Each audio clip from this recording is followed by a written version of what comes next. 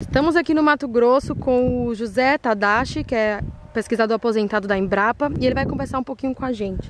Seu Tadashi, pelo que você viu já durante as 2 semanas do circuito tecnológico da ProSoja, o que o produtor pode esperar da safra 2014-2015?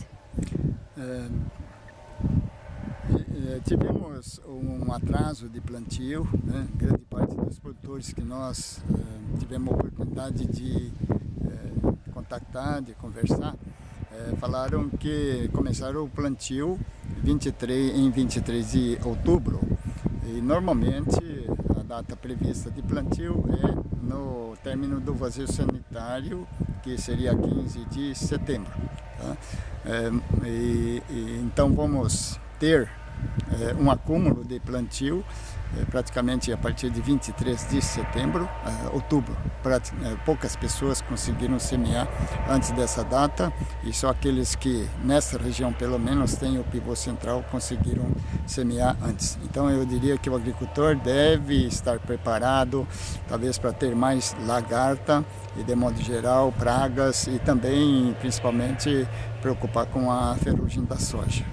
Temos muita soja agora, já até florescendo aqui onde nós estamos, né? E poderá já ter chegado alguns esporos de ferrugem que no momento não conseguimos localizar. Mas que o agricultor redobre o trabalho de monitoramento, levantamento da ferrugem e esteja preparado com os melhores produtos fungicidas que ele puder encontrar. Então os principais problemas são ferrugem, lagarta, o que mais? Ouvimos muito falar de problema com percevejo, está havendo muita dificuldade no controle de percevejo, então o produtor deve estar preparado com fungicidas, né, para ferrugem e também para pragas, principalmente lagarta, falsa medideira, helicoverpa e percevejo. Entendi. E quanto ao milho safrinha, o que o produtor pode esperar depois do veranico que atrasou esse plantio? Bom, esse levantamento que fizemos desde a semana passada, né, no norte do Mato Grosso, ao norte de Cuiabá, e agora estamos aqui na região leste, né, Primavera do Leste, estivemos ontem em Rondonópolis. Então, com base na afirmação dos produtores, devido ao atraso do plantio da soja, a tendência é reduzir bastante o plantio do milho, né? E eu, pelo tempo que eu tenho de experiência aqui na região dos Cerrados, eu gostaria que sempre o agricultor desse prioridade a uma excelente colheita de soja do que está perdendo com soja na pressa de plantar milho safrinha. Essa é a minha recomendação. E você que é considerado um dos pais do vazio sanitário, qual a sua opinião sobre as novas datas?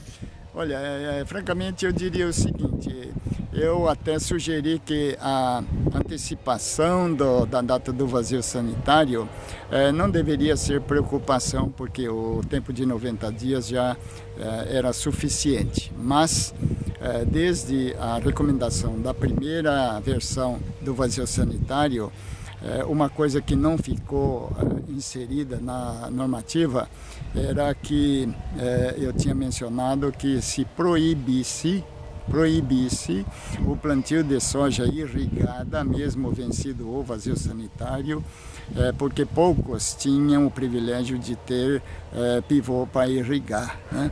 Então, esses irrigantes que têm o privilégio de poder plantar a soja mais cedo, caso houvesse um período de seca que atrasasse o plantio da soja por um período que normalmente seria 20, 30 dias, além do fim do vazio sanitário, os produtores que semeassem a soja seriam prejudicados no caso da ocorrência da ferrugem, né? Na soja guaxa, que era predominante na época, as variedades plantadas cedo, quando o agricultor que não tinha irrigação começava a plantar, o irrigante já tinha feito 2, 3 aplicações de fungicida e estava tomado de ferrugem.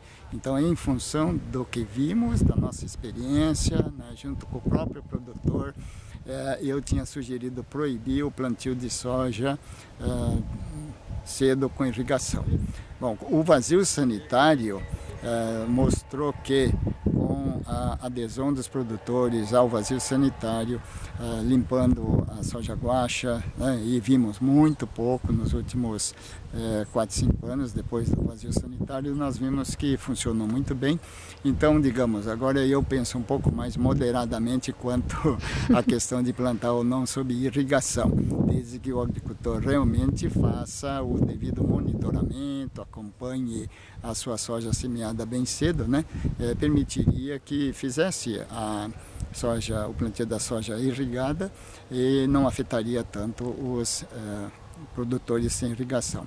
Mas depois de 2007, nós vimos que à medida que o clima ajudou, o vazio sanitário ajudou a ter pouca ferrugem, tivemos anos aí que a ferrugem só foi detectada em janeiro, né?